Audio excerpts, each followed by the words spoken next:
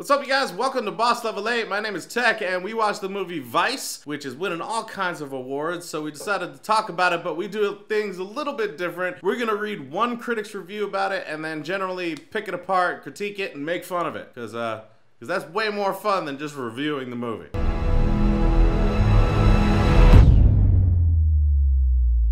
Before we get started, if it's your first time here, make sure you hit that subscribe button and the little notification bell right next to it. Now let's take a look at this review of Vice. Vice follows Cheney, Christian Bale, through his life from the early 1960s in Wyoming to his daughter running for public office in 2016, which technically isn't his life, even though his daughter is a part of his life, I guess, right? Do you get to include his daughter running for office as part of his life? She wouldn't have been able to run for office. You shut up. Right. McKay really rears up his actors to spit some of the most absurd dialogue you've ever heard on screen. Except for those foreign films, am I right? No? I don't know what they're saying. Just because I'm ignorant doesn't make me wrong, right? Dad, we're gonna need quite a lot of crickets during that joke. Rather than make everything feel like a functional White House like Aaron Sorkin's West Wing, the screenplay has more in common with vulgar dialogue from In the Loop or The Death of Stalin.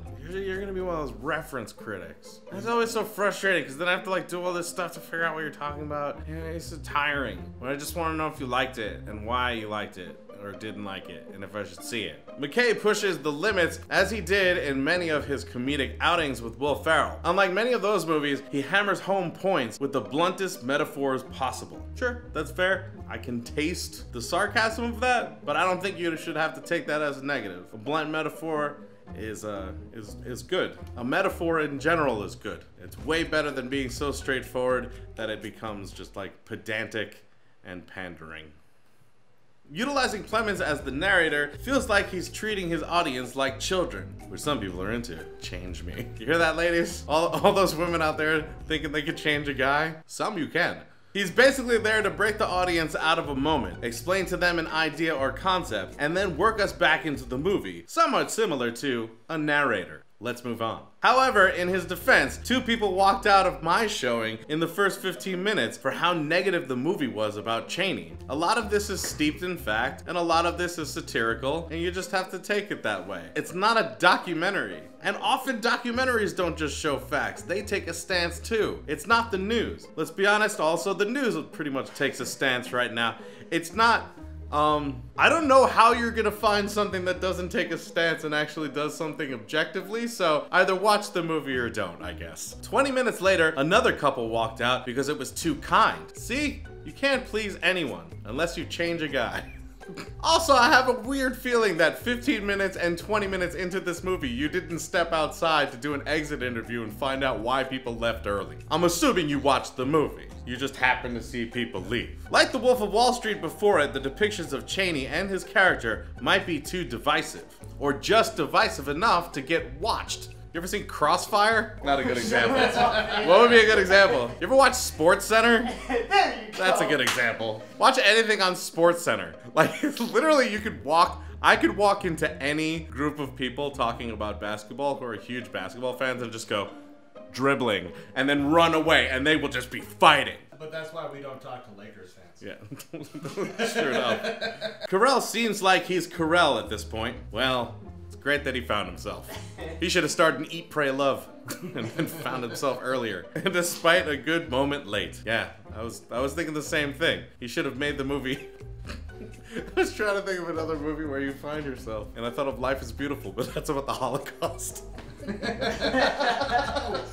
Not a good joke. Plemons gets little to do besides the voice work. If the movie had more Alison Pill and Lily Robb, the moments with his daughters would hit better. However, they're also basically set up as background noise. Yeah, we didn't see much of the narrator.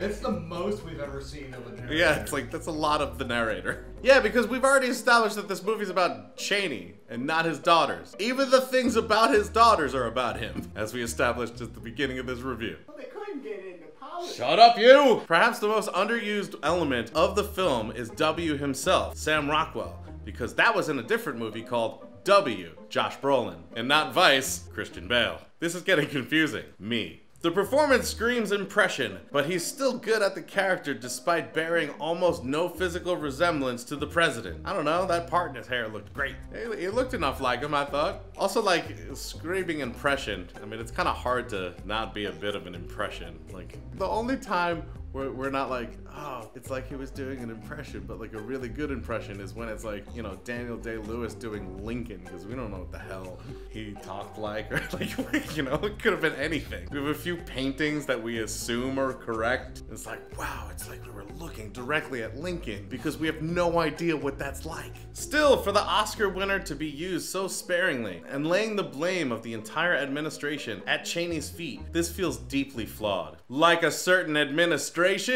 Pew pop. What ultimately makes Vice an untrustworthy film, I don't trust this film. I don't trust this film. And that's all I have, people. Trust in films. After the family left, it's all I got is my DVDs and my trust in them. From the word go is that McKay really believes he's smarter than the audience. Like a certain administrator. The mid-credit scene is straight up offensive. The mid-credit scene is making fun of everyone who says this is offensive. Well done, McKay. And to fault audiences for wanting to watch a movie like The Fast and the Furious, despite the fact that McKay made his bones on escapist comedies like Talladega Nights, Anchorman, and Step Brothers, feels extremely hypocritical. No, it actually seems like reflection. It's almost like McKay found himself. He must have been talking to Steve Carell, who should have watched Eat, Pray, Love. And Not Life is Beautiful. Keep in mind, McKay also did a pass on the Ant-Man script, so we're not talking about a director who distances himself from popcorn, because that would be weird. I'd just love to see a person who's like, what did you do if you took a date to the theater and you're walking by all the popcorn being sold and they're like, and you're like, what's wrong, hon? And you're like, I don't know if this is gonna work out. We'll see after the movie, but at the same time, he's telling us Dick Cheney was bad. We all know that. Except for the people who walked out 15 minutes into the movie that I managed to get a super exclusive interview from. There was literally a cartoon where his dad was Darth Vader and he bit the heads off of birds while he was still in office. That's true. But I mean, there was political humor about, I don't know, every politician since people can draw cartoons. It becomes especially clear that McKay loses steam in the last 25 minutes of the movie with a recap of the worst offenses of the Bush administration, a shot of his open chest cavity, because, get it? He has no heart, and the complete swing and miss on his daughter's breakdown. I don't think that McKay gave up on making this movie with the last 25 minutes of the movie involving his heart transplant. Like, what, you want him to cut it out, not use it, or just only show that part and then move to the next part and not have some creativity with storytelling and editing? What did you want? If you didn't like the metaphor, assuming that your theory on what the metaphor was is correct, that's fine. But thinking that he shouldn't have done it or shouldn't have used it is kind of nonsense. We probably could have gone into the daughter's breakdown a little more, or at least a little better. I can understand that. But this movie, again, is about Cheney and not his daughter. Well, but you have to... Liz, you shut up! It was also how long... You shut up too! The movie really thinks it's dunking on the Bush administration. Like Jordan over Mutombo. Basketball! I know that one because it's Jordan. He also has sneakers. Maybe it's about sneakers. Jordan! In reality, Vice is closer to being Bill Murray from Rushmore, which I also won't explain. All right, I get.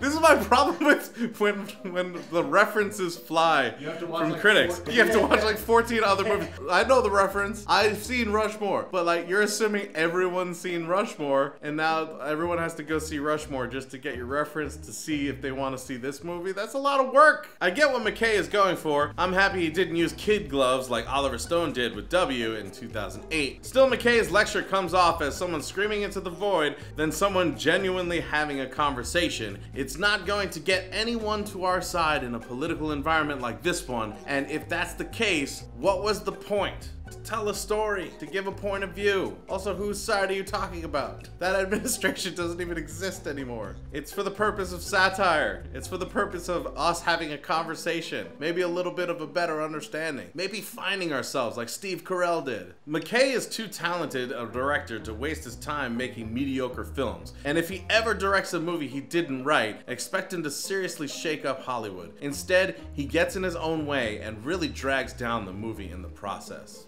I feel like when McKay is reading your review while like wiping his ass with an award, he's probably gonna disagree with you. What we'd like to know is if you guys saw Vice and what you thought of the movie and what you think of this guy's review. Put it down in the comments, we'd love to hear it. Also, if it's your first time here, make sure you hit the subscribe button and the little bell right next to it. And also, we actually film these videos live. The show that you're seeing and the other shows we do on this channel, we do it on Twitch. You guys can join in, make fun of the critics and the comments and stuff with us, and sometimes what you say ends up in the video. There's a link down in the description. Click it and join us, and we'll see you there soon. And until we see you next time, geek out and game on.